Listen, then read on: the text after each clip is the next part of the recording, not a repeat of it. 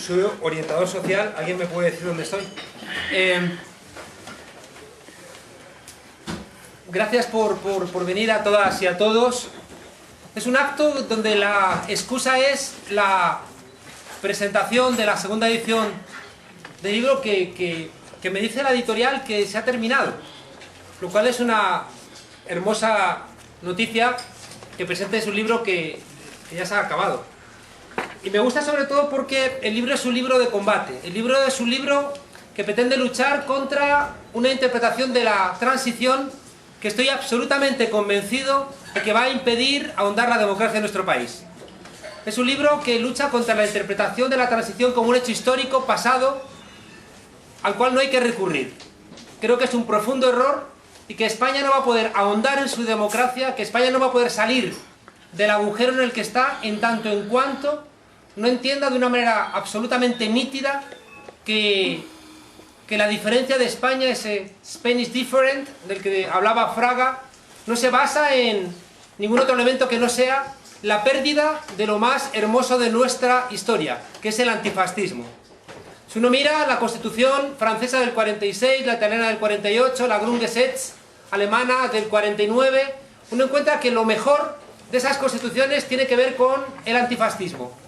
Hace unos pocos años, Kessler, el jefe de la patronal francesa, planteó que todos los artículos que había colocado en la Constitución francesa el Consejo Nacional de la Resistencia, es decir, esa organización donde estaba Stéphane Hessel y toda esa gente que luchó en la resistencia contra el nazismo y contra el colaboracionismo francés, todos esos artículos que habían colocado tenían que salir fuera. Es decir, es absolutamente evidente de que los derechos sociales, pero también los derechos democráticos e incluso los civiles son una victoria de una izquierda que derrotó al fascismo y que por tanto impuso su hegemonía después de la Segunda Guerra Mundial.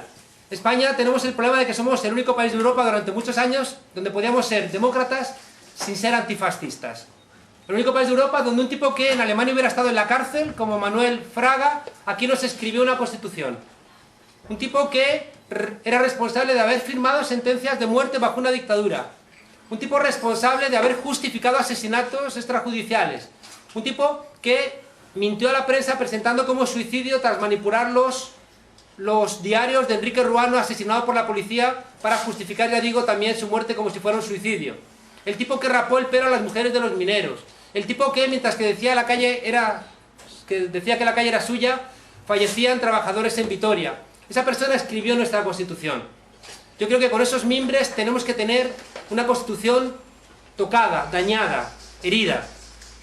Ahora mismo hay una parte también del pensamiento y la práctica progresista de nuestro país que quiere situarse políticamente y para eso está pretendiendo recuperar la transición. Y creo que es un profundo error. Izquierda Unida, en caso del Partido Comunista en su caso, hizo una reivindicación cuando era el secretario general Julián Guita del papel del PC durante la transición, criticando lo que allí ocurrió. En cambio, hay todo un sector que sigue reivindicando la transición como un hecho histórico. Les aseguro que creo que es imposible cuestionar el papel del rey, cuestionar nuestra condición de súbditos, cuestionar lo que ocurre en nuestro marco territorial. Creo que no tenemos la madurez política ni siquiera para plantear lo que está pasando ahora mismo en la Audiencia Nacional, donde están juzgando a gente que lo que está queriendo ya es hacer política. Es decir, no tenemos ni siquiera las posibilidades, los mimbres democráticos, el nervio democrático, el músculo democrático para entender algunas cosas que, insisto, limitan profundamente nuestro país. Y la conclusión final, ya digo, es que tenemos un Estado social más débil, tenemos una clase política corrupta, tenemos una familia real corrupta, sí, una parte importante sí, pero donde vemos las fotos de las cacerías del rey y coinciden con las fotos de gente que después entra en la cárcel. Amistades peligrosas, las del monarca. Te digo, todos esos elementos a mí me darían lo mismo si no fueran lastres en la posibilidad de seguir ahondando en nuestra democracia. Tenemos 6 millones de parados, tenemos desahucios, tenemos una universidad pública desmantelándose, una educación pública desmantelándose, y tenemos, fíjense ustedes, la imposibilidad de encontrar razones en el pasado para salir de ese agujero. Mientras que la derecha es capaz de armar un retrato de su historia ininterrumpido, como siempre digo, desde Villati y Don Pelayo hasta Dolores de Cospedal, la izquierda española está llena de agujeros. La izquierda española no es capaz de reconstruir aquellos elementos que nos permitirían entender esa frase de Ramón Carán de España demasiados retrocesos. Una España donde siempre ha habido sectores populares peleando por armar una construcción democrática y que eran puntualmente derrotados por esa unión constante de iglesia, bancos, ejército. La conclusión final es que soy de los que piensan que la transición es que es profundo presente y no es nada de historia. Y para eso hemos hecho una presentación que es traer a la actualidad elementos muy muy concretos que nos van a recordar los agujeros de nuestra democracia. Lo que yo tengo que decir está en el libro. Lo que yo tengo que contar lo he expresado en el texto. Me gustaría que tuviéramos la conciencia que tuvieron los ciudadanos españoles en 1936, cuando ante el golpe de Estado que dio la derecha, la gente se echó a la calle pidiendo armas. Aquí el 23 de febrero del 81 hubo un golpe de Estado y la gente se escondió debajo de la cama, rompió papeles, algunos salieron del país. ¿Qué le ocurrió al nervio de este país? Que el 18 de julio del 36 salimos a pedir armas para defender nuestra democracia y el 23 de febrero nos escondimos acobardados. Creo que lo primero para darnos cuenta de que nos metieron el miedo es hacer un buen análisis. Sin un buen diagnóstico no entendemos nuestro susto. Sin un buen diagnóstico ya les digo que no vamos a poder salir de este agujero. He invitado, y gracias por vuestra presencia, a 3 personas que demuestran cómo la transición es puro presente. Tanto Sol, Emilio como María representan a problemas actuales, concretos, graves, dolorosos, insultantes, que nos roban dignidad y que están anclados en la transición. Me gustaría que tuviéramos la conciencia de ese trabajador que en el año 76, en un momento de profunda conflictividad social en España, en aquel momento estaban echando a la serie de Marco y su monito Amedo. Y este hombre trabajaba en una multinacional sueca y el hombre siempre hacía muchas huelgas porque tenía muy clara la conciencia trabajadora frente a una multinacional. Y un día el jefe sueco, el responsable sueco de la empresa le dice: pero Vidal, ¿pero qué demonios quieres? Y este sindicalista le contestó: quiero que Marco regrese con su mamá. A lo cual el empresario le dijo: vete a la mierda, ¿no? Ese sindicalista que entiende que le puede decir a un jefe que lo que quiere es que Marco vuelva con su mamá, tenía tan clara la conciencia de la lucha de los trabajadores en ese momento que cualquier aspecto le servía para esa reivindicación. Estoy convencido de que si hiciéramos una buena lectura de nuestra transición, tendríamos los mimbres democráticos suficientes como para que no nos pasara lo que nos está pasando. Todos los elementos que sirven para la crisis en Europa aquí se agravan, precisamente porque nos falta ese músculo que proviene del antifascismo. Tenemos a Emilio, de la Asociación para la Recuperación de la Memoria Histórica, que nos devolvió buena parte de nuestra dignidad al poner en la agenda el tema de la memoria histórica. Y al recordarnos que en este país hay todavía, no se sabe la cifra, pero pongamos que 140.000 españoles enterrados en simas, en fosas comunes y en zanjas por haber defendido la democracia. Tenemos a buena parte de los mejores de nosotros enterrados todavía en fosas comunes, ya digo, en zanjas, en cunetas, al borde de un camino, desaparecidos forzosos,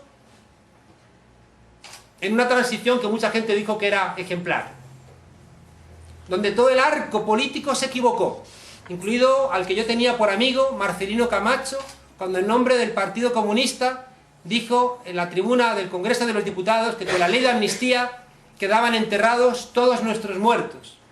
Emilio, buscando a su abuelo, nos dejó claro que no era verdad, que no estaban enterrados todos nuestros muertos, porque su abuelo, junto con otros 140.000, estaban enterrados en fosas comunes, o en simas, por el mero delito de haber defendido la República. Sol, igualmente, pertenece a una asociación que siempre citamos mal, ella nos va a recordar el nombre correcto, porque el nombre es muy rehén también de ese verbo mágico latinoamericano, pero se encarga de la reivindicación de los bebés robados. Y nos va a recordar también, fíjense ustedes, algo que a veces nos olvidamos, y es que las dictaduras son dictaduras de clase, y que hay gente que siempre se enriquece con las dictaduras, que hay gente que con la excusa de la patria, con la excusa de de la lucha contra la antipatria, contra la anti-España, lo que están es enriqueciéndose.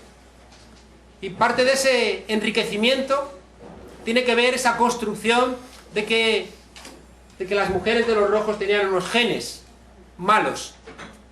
El padre de la psiquiatría de este país, el fundador, que todavía lo celebramos en nuestra Facultad de Sol, nos va a recordar esa pelea y cómo esa pelea sigue tan presente.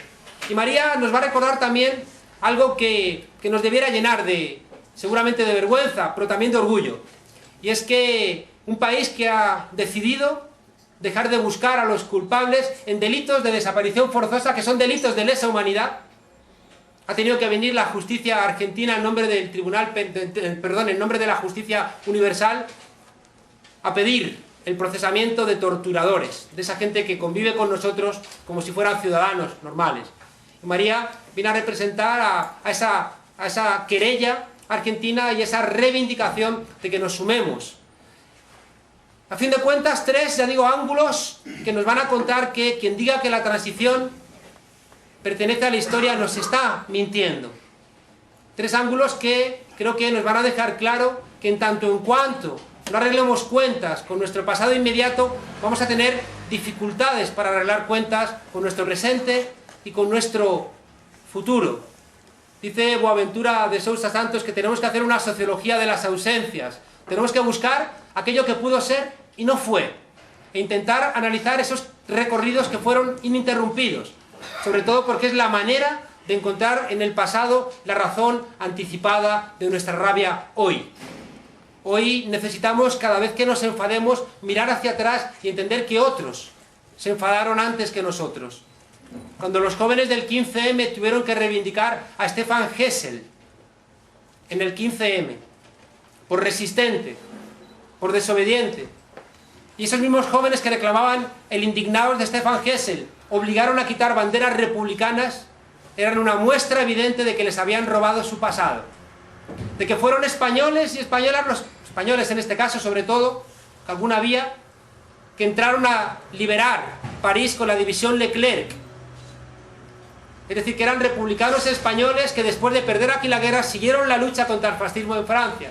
Pero esos jóvenes del 15M no sabían que tenían sus viejitos a los que celebrar para indignarse y tuvieron que buscarlos fuera y encima pidieron descolgar una bandera republicana porque pensaban que era hacer política y Stefan Hessel no. Es hora de que salgamos de este hurto. Muchas gracias a los tres por venir, a ustedes por estar, y la palabra es vuestra y ojalá tengamos un animado debate. Gracias.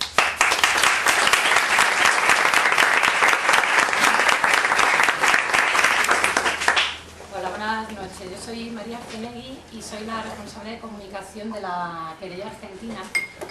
Esta mañana, hablando con Juan Carlos sobre qué podía contar hoy aquí, me preguntó que cómo había terminado yo en este tema de la querella. Y cuando se lo conté me dijo, pues cuéntalo. Entonces, bueno, hace menos de un año, en noviembre, yo trabajo en comunicación, pero además soy secretaria de comunicación de la Agrupación Socialista de Chamartina y hacemos actos, un par de actos cada semana y tal.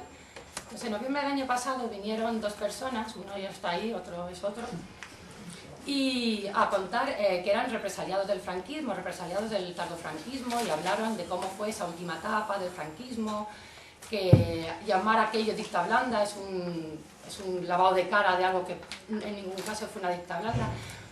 Yo la verdad que me quedé muy tocada, muy sorprendida, me pareció fascinante y la verdad que me acerqué después del acto y les ofrecí mi ayuda en temas de comunicación. Dije, oye, si necesitáis contar esto más, pues yo estoy encantada de ayudaros. Yo desconocía toda esta historia, no sabía de memoria histórica y mucho menos del tardofranquismo.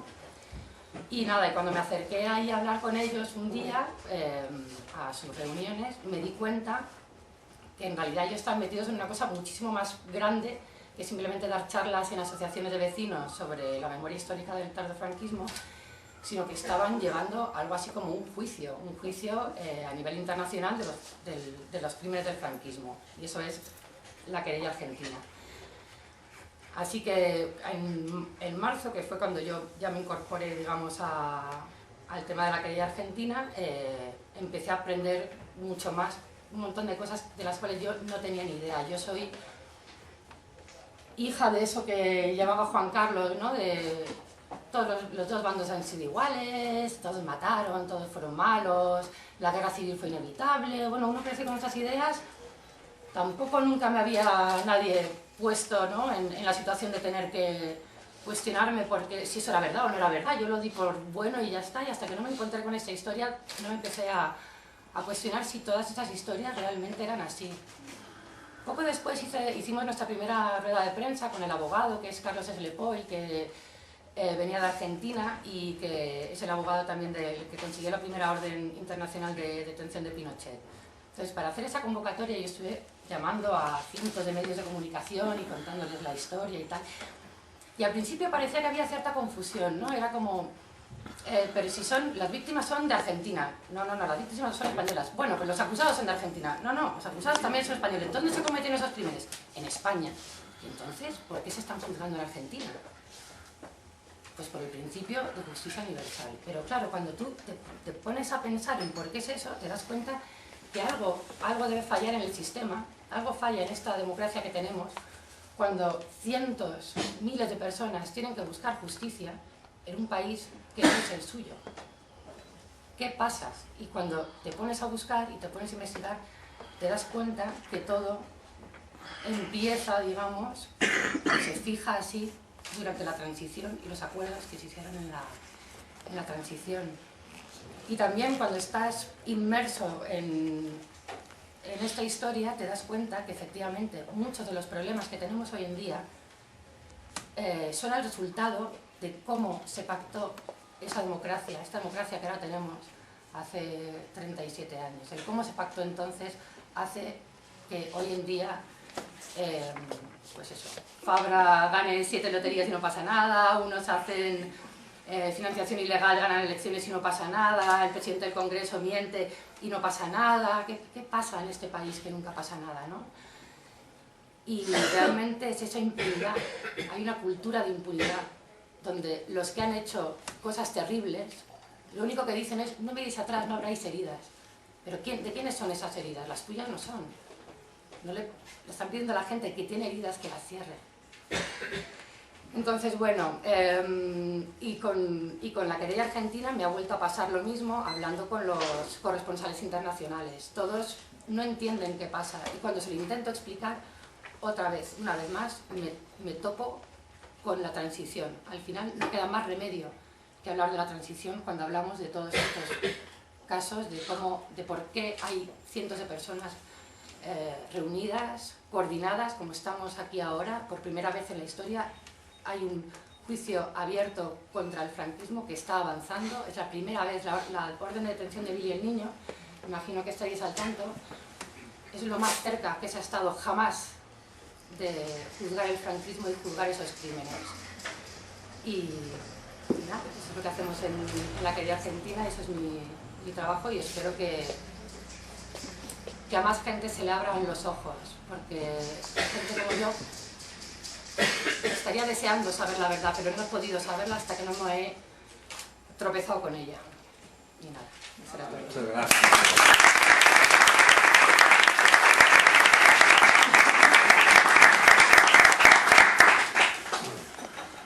Emilio. Gracias a todas y todos. Y a Juan Carlos, yo soy un poco mayor que María. Tenía 10 años cuando murió Franco. Mi padre tenía 10 años cuando asesinaron al suyo. Ayer era el aniversario, el 16 de octubre del año 36. Y estoy aquí sentado por algo que pasó hace más de 70 años, lo cual quiere decir que el pasado tiene un enorme peso sobre el presente. Comparto con Juan Carlos mucho de lo que ha dicho sobre la transición, ¿no? Y muchas cosas que no se conocen. Yo estudiaba en la Facultad de Sociología y Ciencias Políticas y, por ejemplo, nunca he leído que en las elecciones del año 77 hubo un montón de partidos políticos que no fueron legalizados, ¿no? Jamás.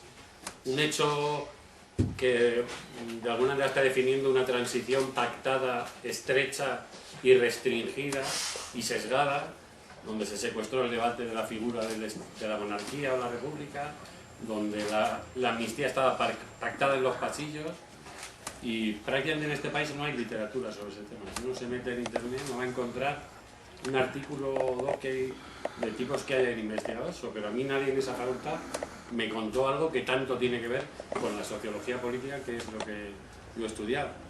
Y hay por aquí varios profes, a ver si alguno se enfada.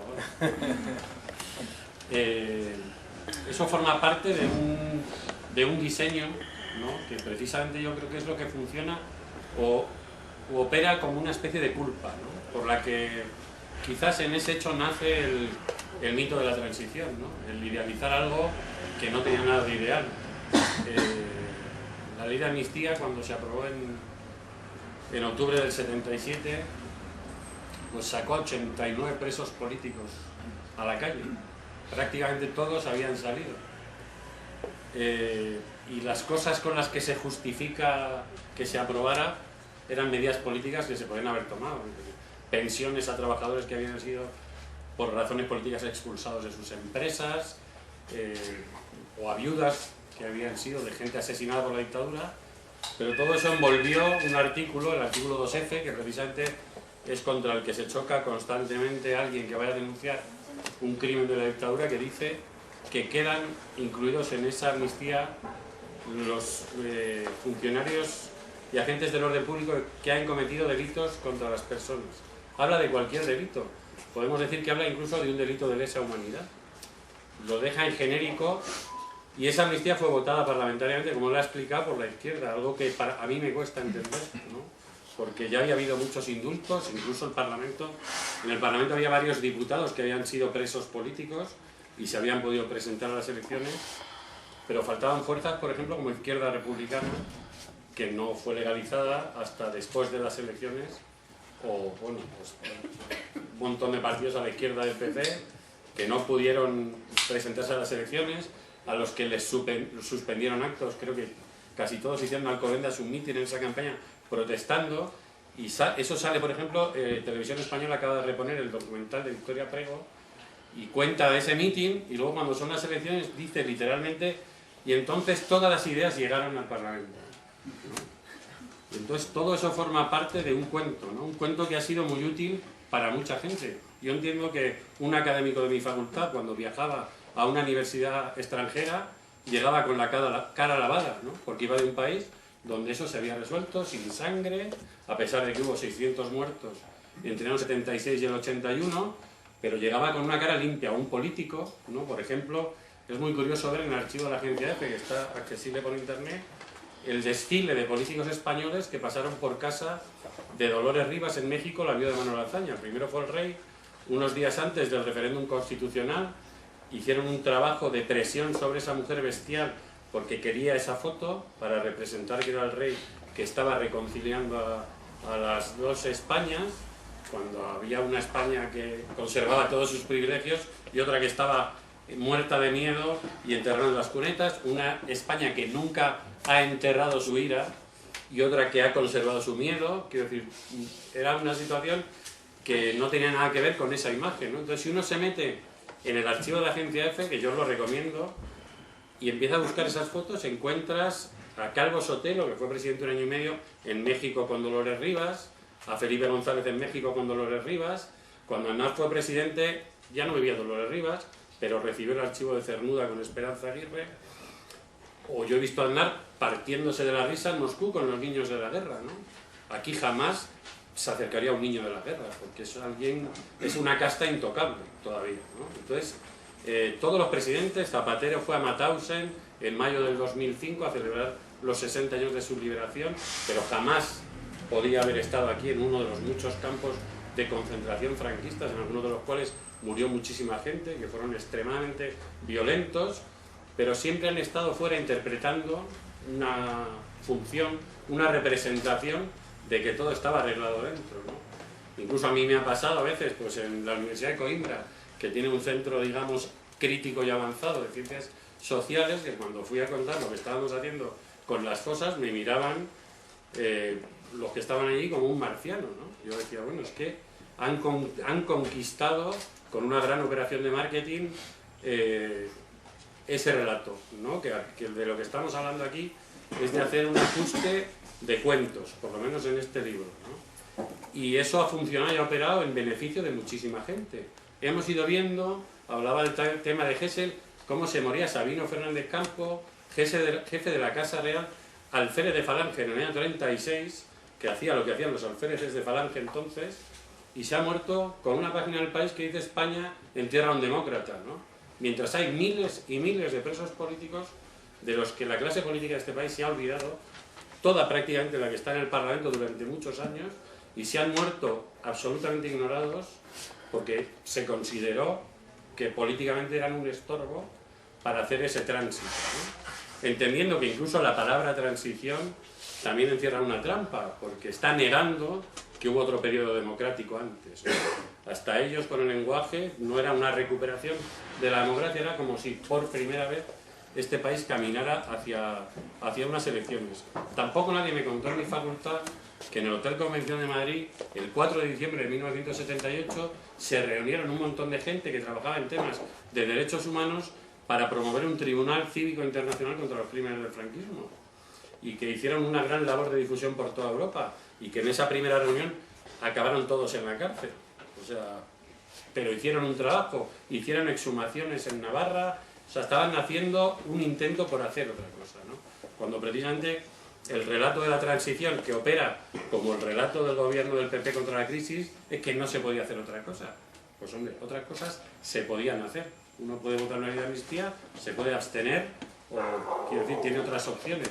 Y sobre todo se puede contar lo que pasó, ¿no? Que yo creo que es algo de lo que estamos pendientes, que es saber si fueron cosas de oportunismo electoral, si fueron amenazas. Evidentemente el ejército no iba a decir salir vosotros de Carabanchel, que nos metemos nosotros, pero hay un relato del que han participado todas las fuerzas políticas que estaban dentro del Parlamento en el 77 y que tienen una gran resistencia a bajar a la realidad, ¿no? Entonces, yo me pregunto, por ejemplo, cuando una democracia nace con el secuestro de debates tan importantes, como era el debate de la monarquía, el debate de la amnistía,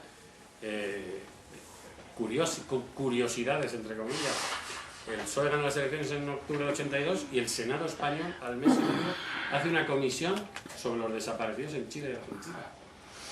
Siempre haciendo las cosas hacia afuera, como igual que ha hecho los juicios hacia afuera y no los hace hacia adentro, ¿no? Entonces, cuando un país se habitúa al secuestro de sus debates, pues yo me gustaría saber cuántas veces ha debatido el Parlamento español, por ejemplo, sobre el concordato, ¿no? Ahora que hemos tenido las beatificaciones, donde estaba un ministro que constantemente dice que el pasado reabre heridas, que hay que mirar hacia el futuro, ¿no? Como es el señor Gallardón, un hombre que cuando era presidente de la Comunidad de Madrid hizo unas indemnizaciones a los presos políticos que habían estado entre 1 y 3 años en las cárceles franquistas, y les dio por cada año de prisión en la dictadura, que ellos no pedían dinero, pero si tú estás tasando lo que supuso para mí pasar en una cárcel franquista 1 año de mi vida, pues les dio 450 euros por año de cárcel, ¿no? Una cosa que es absolutamente insultante.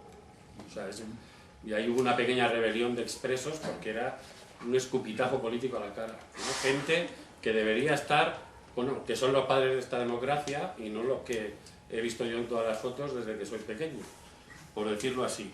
Eso ha hecho, por un lado, ese secuestro de debates. Por otro lado, ha convertido la impunidad en una cultura política hiperarraigada en la clase política.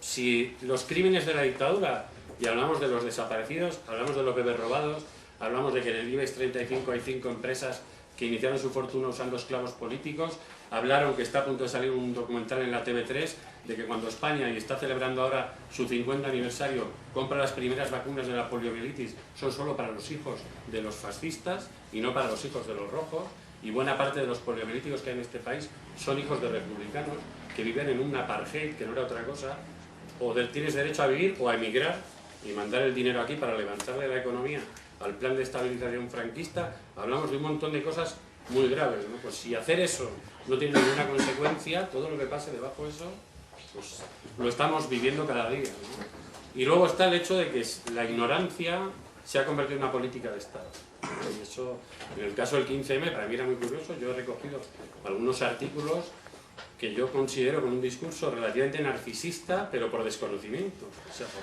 falta de referentes, de que aquí hay mucha gente que se ha partido la cara y la vida luchando por que esto fuera otra cosa. A mí lo que me produjo ver la acampada del 15M fue pensar en el 14 de abril del 31, o sea, inmediatamente. Vi esa plaza llena de gente y pensé en la foto de la proclamación de la República, ¿no? Una República llena de indignados, ¿no? Indignados que, como contaba Juan Carlos, han sido el único pueblo de Europa que se ha levantado en armas generalizadamente contra el fascismo. Algo que para un montón de países del mundo es una referencia, menos aquí. Y volvemos a hacer ese juego entre el dentro y el fuera, ¿no? Algo que debería estar, pues, en muchos sitios donde no está. La ignorancia se convierte en una política de Estado. Y eso determina absolutamente las cosas que puede decir Fraga, ¿no? Cuando se abrió en la Audiencia Nacional el caso del franquismo, Fraga dijo en una entrevista en la cadena SER más o menos que sí, que Franco había matado bastantes, pero que algunos se le habían escapado, como si hubiera querido, se refería a los exiliados, ¿no? Pero un comentario así, aquí no pasa nada. Cuando Franco en el 2001 gana sus últimas elecciones y le hacen una entrevista en Informe Semanal, en medio de su exultante charla de su tercera o cuarta elección ganada, dice que el siglo XX empezó en España en 1936. Si un político en Alemania dijera que en el 33, en enero del 33, cuando Hitler llega al poder, empezó el siglo XX, lo crujen vivo. Aquí no pasa nada. Pero es que no solo no pasa nada entre la clase política.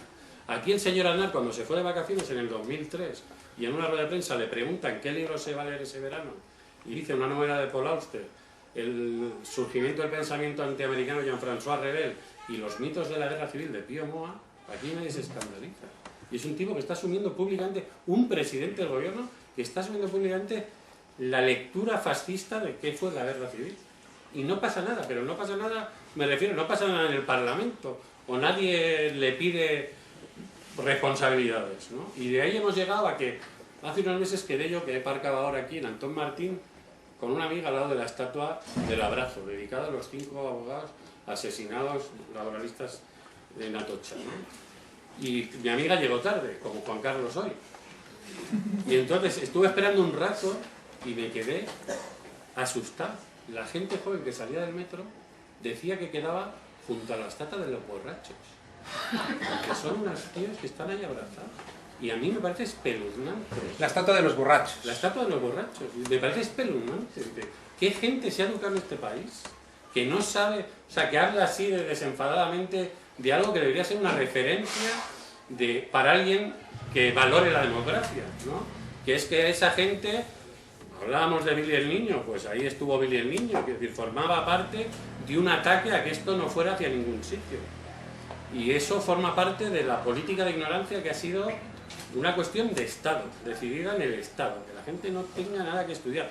Mi hija cuando estudiaba quinto de primaria, y era en el año 2008, y en el libro hablaba de las primeras elecciones democráticas, las primeras elecciones generalmente, formalmente democráticas, que fueron el 19 de noviembre de 1933, ojalá algún día una institución de este puto país lo celebre, que en cualquier sitio debería hacerse una fiesta. Pues en el libro de mi hija decía, el Congreso, las primeras elecciones se celebraron hace más o menos 75 años. Yo no puedo entender el más o menos para lo del carbono 14 de hace 200.000 años. Pero cuando eso tiene una fecha y un apellido, y hay en los archivos cientos de fotos, porque entre otras cosas, por primera vez las mujeres votaron en unas elecciones generales, es un insulto a la inteligencia, es un muera a la inteligencia que alguien en un libro, que era de una editorial como Santillana, ponga eso ahí, ¿no? Y eso es absolutamente triste y es algo contra lo que en cierto sentido hay que luchar. Y voy a acabar con una anécdota. Juan Carlos y yo en el año 2000, yo encontré a mi abuelo en una fosa en marzo del 2000, y un poquito después él y yo fuimos a un homenaje a unos guerrilleros en un pueblo del Bierzo. Y al día siguiente, yo no sabía que mi abuelo estaba en una fosa con 13 personas, yo no sabía quiénes eran, y en Villafranca del Bierzo nos fuimos preguntando a la gente mayor que andaba por ahí. Entonces vimos a un hombre sentado leyendo el periódico en la puerta de su casa. Y había un banco de estos de piedra, Juan Carlos se sentó en el banco, aquí está el señor, aquí su portal, y yo me presenté, soy de una familia de aquí, tampoco quería hablarle ahí muy directamente. porque sabía el miedo que tenía, y el hombre me empezó a contar cosas. Y mientras me estaba contando cosas, de repente, era el mediodía, el sol estaba muy picado, y veo por la puerta de su casa, ¡fum!, una sombra que pasa de lado a lado. Yo sigo hablando, el hombre le tiro de la lengua y me va contando cosas de mujeres a las que raparon el pelo, etcétera, etcétera. Y de repente veo unos ojos ahí en la oscuridad y una voz que dice: ¡cállate! Y yo veía ahí unos ojillos. Y el hombre no se entera, pues está hablando, y la voz le vuelve a decir: ¡cállate! Y como la voz no consigue que se calle, vuelve a pasar de lado a lado de la puerta, y de repente veo que la mano de la mujer le coge la esquina de la chaqueta y le pega un tiro. Pues este país sigue escondido en esa puerta. Y eso es parte de todo lo que no nos está pasando en este momento. Y parte de lo que tenemos que hacer para salir de ahí es romper muros como este, porque son una losa que pesa sobre nuestra democracia. Pensar que el abandono de la gente que más hizo, porque aquí hubiera una democracia, es algo ejemplar. Muchas gracias.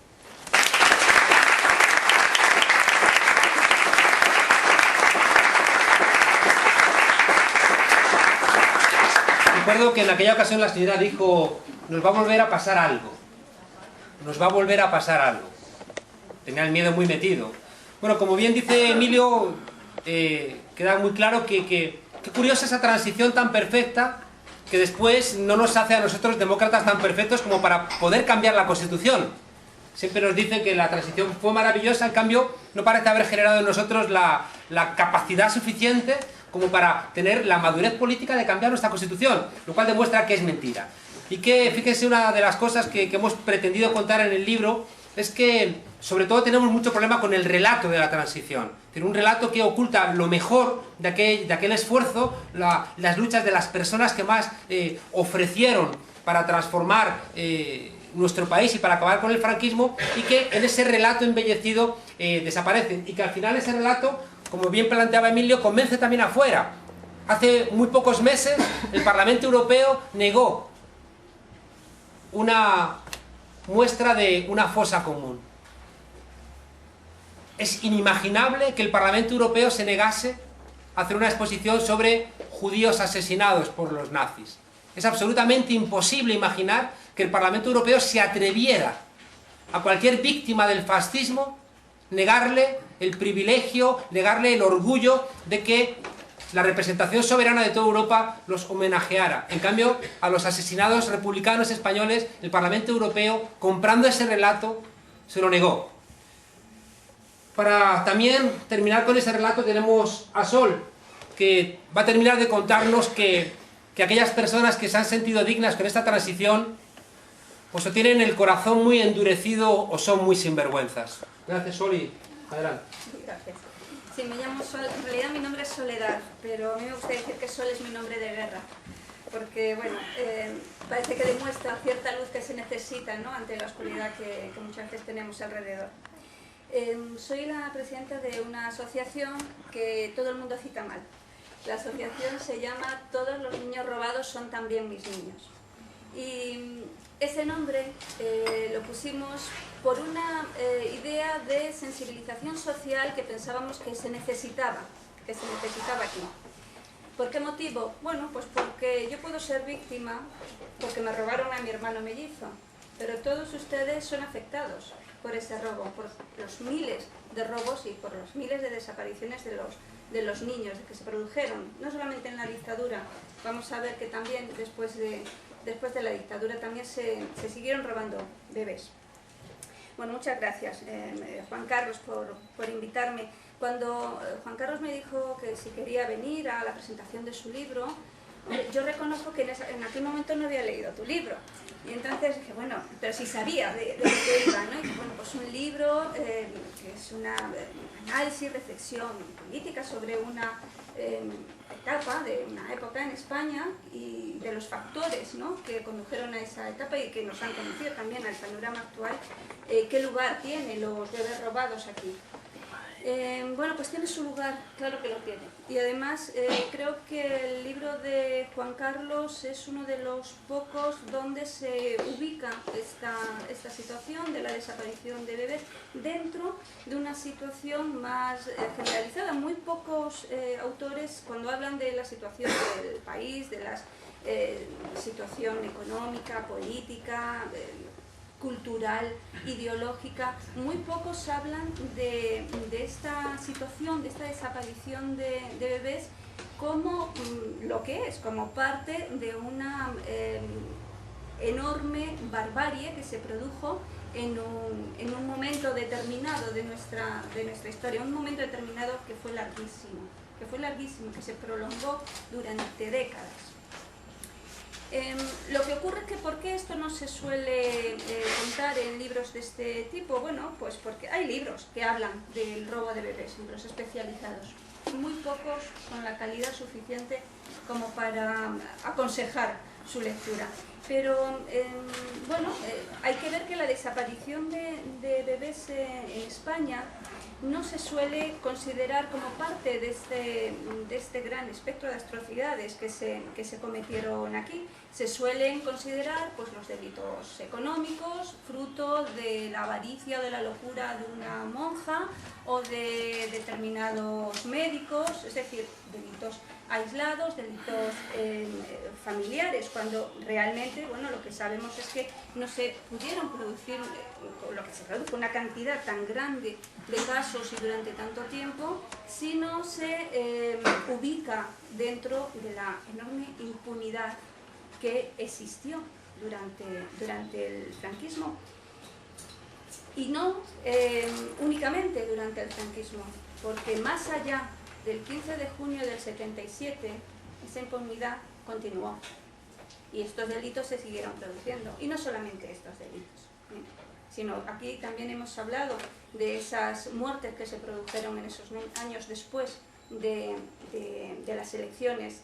Sigo hablando de estos desaparecidos, no únicamente bebés, también adultos, de los torturados, que todavía, de los asesinatos, esos asesinatos que tenemos, por ejemplo, a Yolanda, ¿no? En el año 80, si no me equivoco. Entonces, bueno, esa impunidad se siguió produciendo. Bien, es verdad que el robo de bebés, voy a contar muy brevemente dónde viene todo esto, se empezó a producir con esta figura, o avalado por esta figura que ha comentado Juan Carlos, el infame Antonio Vallejo Nájera, que lo justificaba, ¿no?, como una especie de segregación infantil para reeducar a esos hijos de mujeres republicanas que portaban ese gen endemoniado marxista rojo. Ahí sí que había una explicación sobre el porqué de esos robos, ¿no?, esa represión política. Pero no olvidemos que después del año 52, parece que solamente se robó niños hasta el 52, no, después del 52 es verdad que a lo mejor ya no existían esos decretos que avalaban ese robo de bebés, de niños, no solo bebés, a las madres republicanas, que se apartaba de esas madres a de los niños, sino que además había una represión, no solamente política, también ideológica, también social, para terminar en una cuestión quizá puramente económica, pero en años muy, muy tardíos. Voy a leer una de las cosas que dice Pablo Parenti. Pablo Parenti es coordinador de la unidad especializada en casos de apropiación de niños durante el terrorismo de Estado y que, bueno, está en la Procuración General de la Nación de Buenos Aires. ¿Por qué voy a leer esto? Bueno, pues porque la mayoría de la gente piensa que los robos que se produjeron después del 52 ya no se vinculan con el franquismo, ya no pertenecen a ese plan sistemático de exterminio. Sin embargo, él dice que no solo es crimen de Estado aquel que se produce por un plan sistemático de exterminio, también los producidos como práctica generalizada cuando los ciudadanos están en una situación de vulnerabilidad que le convierte en víctima. Obviamente, estaban nuestros padres en una situación que, aunque estuvieran más allá del 52, la represión política, mis padres no tenían ninguna vinculación política. No se podía decir que fueran unos republicanos o unos rojos. Bien, es verdad que sus padres, mis abuelos, sí lo eran. Lo que estoy intentando decir es que el salto de esa represión política a una represión ideológica, social y después económica no es tan grande. ¿Por qué? Porque el objetivo del robo siguió siendo el mismo. Sigue siendo gente vulnerable en una situación de este tipo de dictadura, donde se hablaba no solamente de una ideología, se hablaba también de una condición social. Es decir, seguían perteneciendo al sector perdedor, ya fuera por ideología, ya fuera socialmente, ya fuera económicamente. Allí había madres solteras, había rojos y también había familias numerosas y familias humildes, gente pobre en una situación vulnerable. Que decía la víctima y el candidato propicio, idóneo, ideal para poder seguir actuando como actuaban. Pero la pregunta clave para mí cuando yo entré en todo este tema es por qué se siguió produciendo este robo después de la dictadura. Bueno, que suceda en la dictadura ya es terrible, pero estamos hablando de una dictadura, ¿eh? Bueno, vamos a ver, pero ¿qué pasa después en una democracia? ¿Cómo es posible que esto se continuara haciendo? Bueno, pues parte de las claves yo las veo aquí, en este libro y en las explicaciones, en el análisis que hace Juan Carlos. No es que fuera algo nuevo cuando yo lo leí, de hecho parte de nuestro discurso, de nuestra asociación y de muchas de las víctimas por el robo de bebés es exactamente este. Bueno, pero aquí está explicado, además desde una manera yo creo que muy fácil de entender y que puede llegar a todo el mundo, el por qué se siguió produciendo determinadas actuaciones después de las elecciones, después del 15 de junio del 77. Bien, yo creo que aquí Juan Carlos lo que hace es aclarar un poco la situación que favoreció que esos factores que favorecieron que esas instituciones no se democratizaran. Las instituciones, tengo una amiga que dice aquí que no hubo no sé de dónde cogería la idea, pero es una idea bastante generalizada, no hubo una transición sino una transmisión, ¿no? Bueno, me da un poco lo mismo, la transición, sea transmisión o sea lo que sea, parece que es algo que todavía estamos en ello, Aquí explica muy bien por qué no hay un corte, por qué no se hizo un corte claro de unas actitudes que eran producto de la impunidad. Bueno, pues que quizá porque esa impunidad continuó durante la transición. Y por eso se siguieron robando niños, y se siguieron robando niños hasta los años 90. En realidad, hasta la primera ley de adopción del año 1987 no se empezó a regularizar todo este tipo de adopciones. Que decimos adopciones irregulares, en realidad no hay una adopción irregular, o hay una adopción o hay una venta, no hay otra cosa. ¿De acuerdo? Entonces, bueno, pero igual que también que se roban niños, pues también, ¿por qué motivo pensamos que había esta impunidad y esta línea y este continuismo? Hombre, médicos que actuaron en el 65, en el 70, todavía siguen en activo, ¿eh? Niños que fueron robados en el 80 reconocen a esa persona a la que van a ver a lo mejor una vez al año y a la que todavía a lo mejor sus padres tienen que dar un sobrecito. ¿Y en qué consiste ese sobrecito? Bueno, pues todos sabemos en qué puede consistir ese sobre, ¿no? Ya sea el médico, sea la religiosa que le está felicitando las Navidades. Bien, entonces eso, igual que esos médicos continuaron trabajando, bueno, pues exactamente igual que los torturadores todavía están entre nosotros, igual que asesinos pueden estar dando cursos en la universidad. Bien, yo lo que creo es que independientemente de esas responsabilidades concretas, individuales o colectivas, que para eso están los especialistas, para analizarlos, lo que tenemos que tener claro es cómo vamos a seguir, qué hacemos con esto que tenemos. Para nosotros, por lo menos para las víctimas por robo de bebés, tenemos claro que no queremos seguir así y que es importante no volver al pasado, sino recuperar determinadas cosas del pasado que están muy presentes, y para eso nosotros hemos dado un paso y estamos participando en la querella argentina. Hemos denunciado nuestros casos, somos 10 las asociaciones que estamos en la querella argentina y que estamos denunciando los robos de nuestros niños y los robos de los niños, que aunque no sean nuestros, también los consideramos nuestros. Se ha hablado aquí del miedo y del silencio, junto con la impunidad.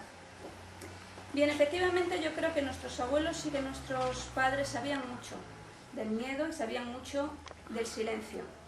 Yo creo que nosotros también sabemos mucho del miedo y del silencio, aunque lo tenemos quizá un poco más inconsciente, por decirlo de alguna forma. Y también quiero terminar con una anécdota, como ha hecho Emilio, que demuestra esto.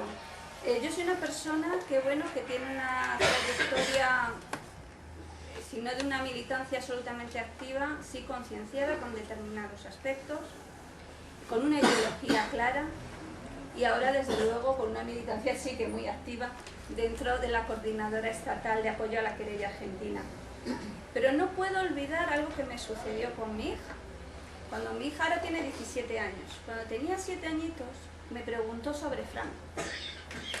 Y yo le empecé a explicar, pues dentro de un nivel adecuado del lenguaje para que ella pudiera entenderme, le empecé a explicar quién era este sujeto, ¿no? Y yo notaba que ella se iba acercando cada vez más a mí, ¿no? Así, cada vez más. Y cuando yo terminé de contarle quién era Franco y lo que había hecho y lo que era España, me miró y me dice, ¿por qué hablas tan bajito?